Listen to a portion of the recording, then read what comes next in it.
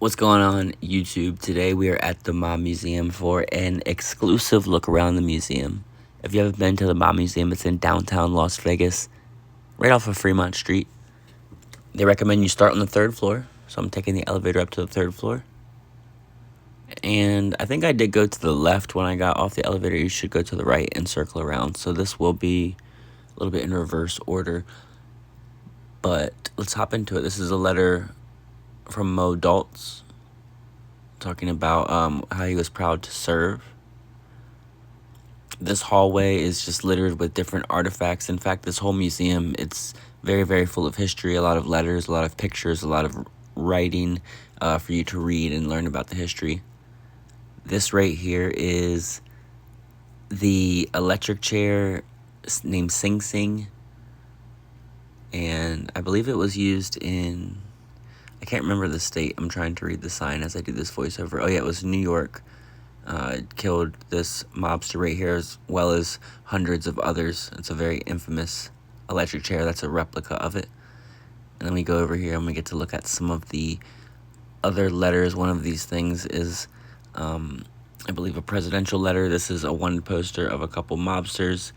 To the left of this poster is a radio announcement that a radiogram they sent out to be read when the mobsters were caught. This is an example of the type of information that you'll find inside of the Mob Museum, as well as a lot of gangster stuff, weapons, clothing, replicas, and originals. This right here is interesting. This is a thank you letter written by Charles Lindenberg. His child was kidnapped. It was believed to be related to the mafia and the mob, but the mafia and the mob came out and said that they were appalled by this. They would never do something like that, but they did step in and ended up recovering the child. So it's the letter of thanks to the mafia for recovering the child. It's a photo. This is 3 different stories. This is one of the best pieces in here, in my opinion. Al Capone's revolver. It's crazy to see that.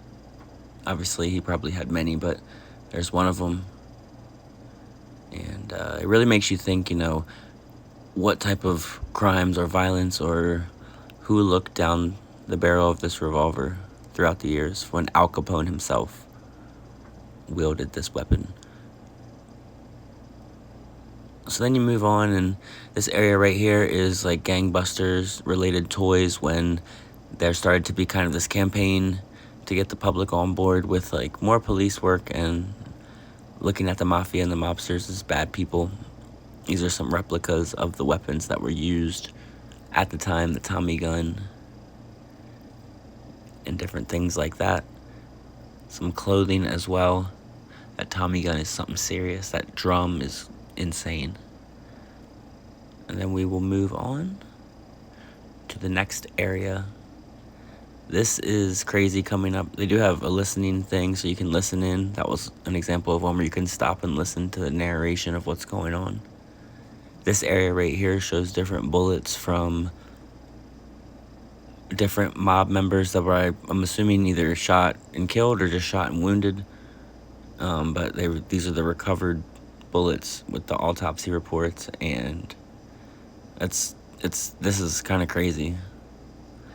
You don't see many places where you see a display like that. And then you'll get ready and turn around this corner again. We would be coming from the other way if I went the right direction. I went the wrong direction, but they have a movie playing right now. But behind that projection screen right there is actually the Berlin Wall. You can see in the corner, we'll see in a second, they have like a little countdown. Looks like it's like 3 minutes right now at this point. And but after that, that will come up and you'll be able to see the actual pieces of the Berlin Wall. This area right here is representative of the old like saloon style. I want to say it's Arizona Charlie's. I might be making that name up. You'll see the name because I came in the wrong way, and I'm gonna realize it in a minute. But this is what it's supposed to look like back in the 1950s when you would walk in like a saloon and gamble. And this is all examples of things that were found at the Hoover Dam and just that era in time. But the wall that I was talking about, the St. Valentine's Day Massacre wall. I don't know if I was saying Berlin Wall. I hope I wasn't. But the St. Valentine's Day Massacre wall, they were selling bricks from it because it was such a popular tourist attraction. Oh, the Arizona Club. I'm sorry, I'm jumping around. I'm trying to tell you a story and read what's going on. So the Arizona Club is the room that we're in right now, and this is when I'm about to realize it because I walked in the wrong way. But anyway, the St. Valentine's Day Massacre wall, they would sell bricks, da-da-da-da-da. People would love to see it. And the Mob Museum has like a bunch of those bricks that were sold and rebuilt the wall. We'll see that in a minute. Now we're in the room where this is supposed to look like a police headquarters. Arizona Club. This is me explaining that I walked the wrong way and I wanted to walk back in and give you the actual view that you would get. So you go through the club and this would be like the back room with the whiskey barrels and things like that. So back into the place that's supposed to look like the police headquarters with different files, and this is where they kind of built their case for the mob. You're supposed to feel like you're in the back room of the police office. They do a great job here with these different themes and these different rooms and spreading out this information in a way that's informative and not really overwhelming. I'm not really stopping on this tour and focusing on the information. I'm more so just giving an overview of what's going on. You're more than welcome to come yourself, visit, and take in all the information. There's a ton of it. It covers a lot of mob history, a lot of Las Vegas history. So, just milling around while I'm waiting for those 3 minutes to go by. 15 seconds. Like, comment, subscribe. The St. Valentine's Day Massacre operation St. Valentine's Day wall. And the federal government increased its scrutiny of organized crime in Chicago. I hope you can hear. 3 years later, conflict were intensified. Yet the legend of the St. Valentine's Day Massacre was just beginning. It's literally the wall where it happened. And you can see the blood. Let's go look at it.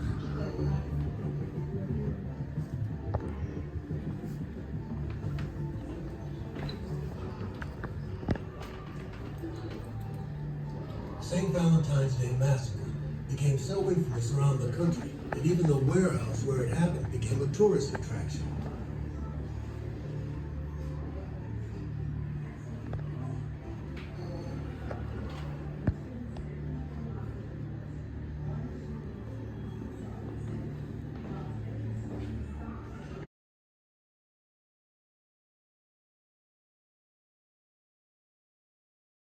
Alright, so that was the third floor where you start the birth of the mob, and we'll go to the mob, the rise of the mob on the run, and then we'll be back to the ground floor. There's a lot of stuff to cover. If you like videos like this, please like, comment, and subscribe. What's going on in here? Let's check this out. Oh my god, what is happening? What's happening? Hold on a second. Actual courtroom where the mob was tried. Hold on, I gotta. This is the actual courtroom where the mob was tried, where Mayor Goodman famously got them off of their charges. This is it right here. The Mafia. FBI Director J. Edgar Hoover dominated its very existence. Yet by This is 1950, unreal. organized I'm crime pretty was sure that's what this raking in is. over I could be $15 mistaken, but this is billion definitely a year. looking like an old school courthouse. Trying to get ahead of the crowd. Innocent until proven guilty. This is, like I said, I don't know if I said that, but this is the actual, I did say this is the actual courtroom, but this is the actual old courthouse itself. So, some more information. I'm just trying to kind of give you, okay, this is what I was talking about. This is where it talks more about Las Vegas Strip. Quick voiceover because of the music. This is what the old school lounges would look like in the 1950s, 60s, where Frank Sinatra would sing and Sammy Davis Jr., things like that. Sorry that the audio on this video is a little quiet.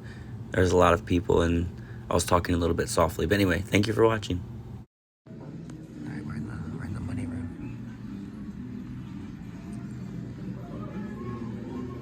They might have been arrested if they stepped foot in Vegas.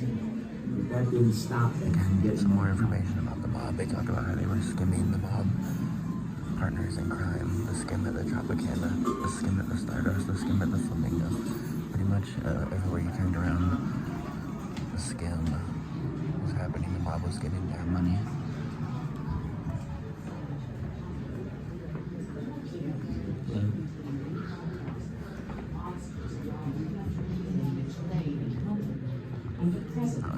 Looks like we're getting into the later years. The mob started falling apart. The scam was getting identified. The FBI wasn't having any of it anymore. Jimmy Hoffa is missing. These look like articles about Kennedy getting assassinated, Jimmy Hoffa going missing. This is when the FBI kind of really started to turn up on the mob and, you know, leave it to yourself if you believe who was who and what was what. But all of those inside members of the mafia and the mob, they started to get pushed out, and justice started to be served. Okay, we went down the second floor. I mean, we've covered the second floor. This looks like it was found in the wall here. Prohibition era gin bottle. Horseshoe rim key, just a bunch of old stuff, spittoon. So we're gonna get down to the first floor and cover the mob on the run. This is Bulger, Whitey Bulger sunglasses. I think it's Whitey. If it's not, my bad. Yeah, James Whitey Bulger. This one he was captured. It's a lock picking tool. Joseph Banana. This is his suit. This personal 12 gauge trucker. And then Mickey Cohen suit. That is crazy. But this is 100 years of made men and all of their associations. You can stop and read all about the mafia.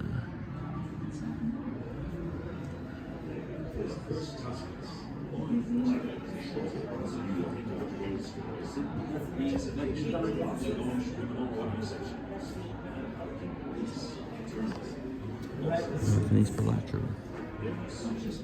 Right, let's go back there. Looks like an on recording device where you can listen in. I didn't hear anything. This looks like actual. Oh yeah, this is famously in casinos. This is when Lefty Rosenthal got his car bombed. Actually, it's got a pin from a local pin artist that recreated this, but these are actual investigation snapshots. Let me show you. I was very thoughtful with it. I do trust him. Although I'm not a straight-laced guy, I totally trust him because they're always on different. Looks like I need to touch to explore. Why would I not do that?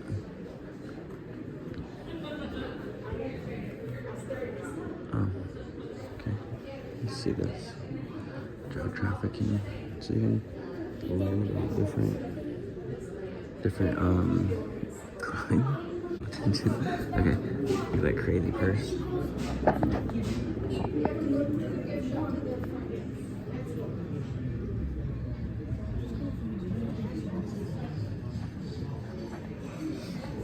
So these are all illegal wild trade practices. It's crazy. These are all like drug dealer flexes. They're mafia flexes, I guess. And then so you would go in there to train. It's another secondary thing if you choose to be a part of the use of force training experience. And if not, yeah, exit to the gift shop.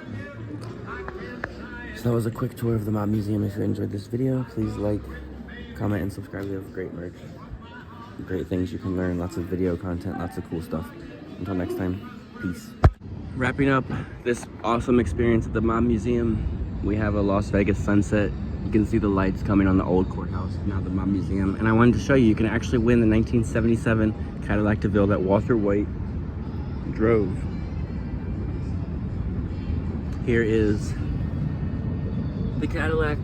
Here it is in the flesh. So yeah, again, if you enjoy videos like this, please like, comment, and subscribe. I'm always going on random adventures, doing fun things and seeing what's going on around Las Vegas and around the country. In just about 2 weeks, I'll be doing a Pacific Northwest tour, and then I'll put those videos out sporadically throughout the coming months, but look for that. Until next time, thank you for watching. Peace.